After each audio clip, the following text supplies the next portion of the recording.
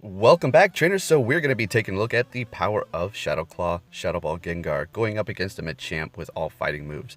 Now, I kind of made a mistake here. I should have tried to do the Moltres with Sky Attack, and then the other Moltres with Overheat going up against this, because I've been trying to use just two of them to take out Machamp, but the problem is I keep getting Dynamic Punch. And the dilemma is it keeps shadow hitting me, like, hard, to the point where it's just undoable unless it just doesn't, mess up like that. Anyways, so I decided to just go in here with the Gengars because, well, they can resist that fighting type move by 4 because it is Ghost and Poison type. They're just a beast. Now, I was looking for Hitmonlee, Hitmonchan, because I wanted to give this a shot. Hitmonchan is going to be the more defensive type, so I don't think I'm going to be able to do it with just Gengars because it has more defense than Machamp. Hitmonlee, I can give it a shot. As far as I remember, last time they were here, when I did all kinds of different trials with different Pokemon, Hitmonlee and Hitmonchan were more defensive in the raid than a Machamp. So we'll just have to see if I can even find one. I did find an Alakazam had about 1 minute left, about 47 seconds when I hopped in. I wasn't certain if it had Shadow Ball. Actually, I kind of knew it didn't because it picked a Metagross in my recommended lineup, and if it did have Shadow Ball, it wouldn't recommend that because Metagross is Psychic type, and that is super effective. That's another way to also kind of get a feel for what moves the raid boss has once you've actually done it quite a few times and you are able to see which Pokemon it picked for you. Then you'll be able to determine, oh, okay, it has Shadow Ball or Focus Blast or Dynamic Punch for Machamp or whatever it has, right? But trying to determine whether it has Dynamic Punch or Close Combat on a Machamp it's not going to happen because it's still going to pick those same counters for that. But if it does have, say, Heavy Slam, then you'll see different options in your lineup. Alright, and another thing about the regionals hatching out of the 7-kilometer eggs. Let's discuss this. So, to clear up the air, thank you for everybody's feedback so we can spread the information here. Now, the 7-kilometer eggs that you had before the event will actually hatch regionals if, you have that nice chance. So it's not like you need the eggs after the event started. Everything that you were holding on to before is still going to be eligible for hatching those regionals. Now, take a look at this. She, as a matter of fact, hatched her Pokedex entry Kangaskhan from me. So this egg was sent from Alaska to her in Texas. So you do not need to worry about receiving the eggs from a specific region to hatch those regionals, okay?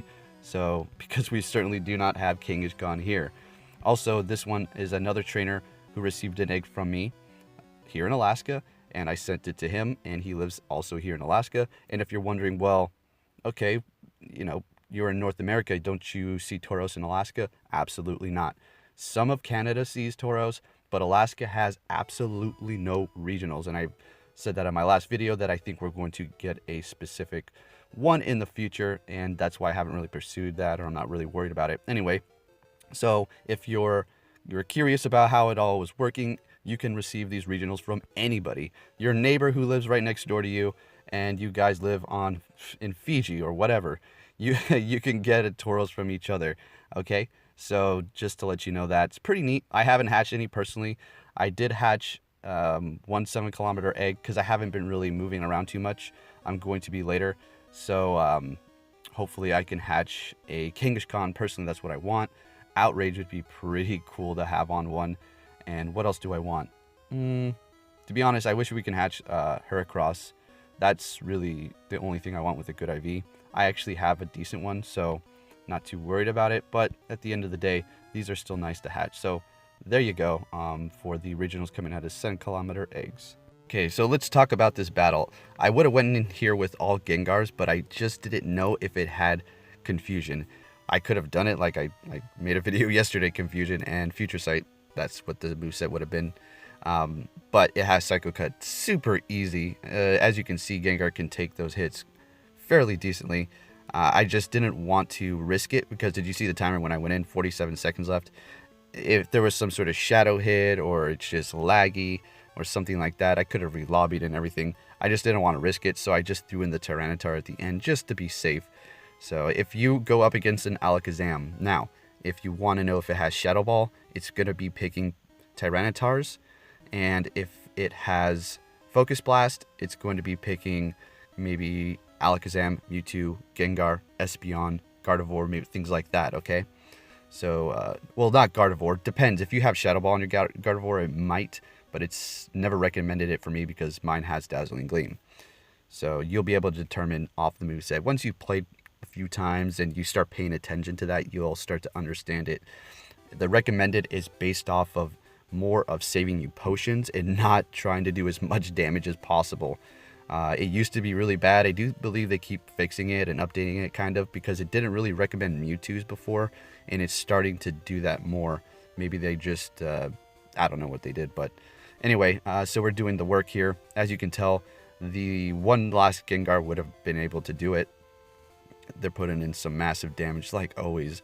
They can take out a Machamp, they can take out an Alakazam, no matter what move. Well, I'm going to try going up against an Alakazam with Confusion Shadow Ball if I can find one with all Gengars. It's going to be a catastrophe, and wow, they're going to get ultimately just completely destroyed, but it's still worth a shot. Maybe have to relobby like 3 times. I don't even know if I'm going to be able to do that if there's going to be enough time. So I hope you're having fun with those raids out there. And if you're trying to take out Alakazam, I mean, you just got to watch what moveset it has. If it has Focus Blast and you're going to go in there with Tyranitars, I've made, I couldn't say hundreds of videos going up against Alakazam, but I've made dozens of them. And there's plenty of other people out there who have also done them as well. So you just have to learn how to dodge correctly. I highly recommend that you don't use Tyranitars if you don't know how to dodge.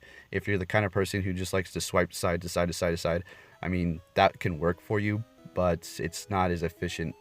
And maybe you should practice a little bit. But what's going to really work going up against those Alakazams is another Alakazam with Shadow Ball.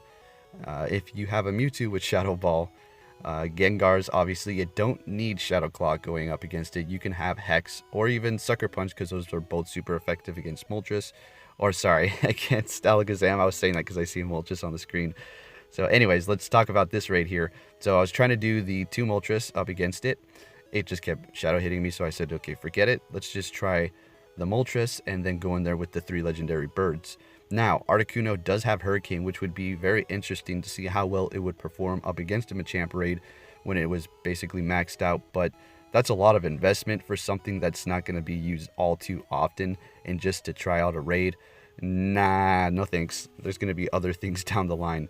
Plus, if I wanted a good air attacker, I could just use Rayquaza with its flying type moves. Simple as that. It is a beast. Now, I'm going to be doing Zapdos, Articuno, and then Lugia. I could have threw in Rayquaza, but, you know, the thing is so OP, and I wanted to kind of have the battle last a little bit longer. Plus, you're going to be able to just see how extremely tanky Lugia is. It just takes Dynamic Punch after Dynamic Punch and just dishes out the damage. So it's fairly good to go up against this raid. Although, you're not going to really have much leniency to dodge too much. I mean, technically people have done it using 1 Lugia, so you're gonna have to dodge, and I think the moveset you're gonna need is gonna be close combat and counter going up against that. If you're trying to do just 1 Lugia, I'll give it a shot if I can find that correct moveset. But if I do get that, I think I'm gonna still go for the 2 Moltres, because that's probably not gonna get me too many shadow hits when it just has 1 charge bar. So alright, and Articuno is in here.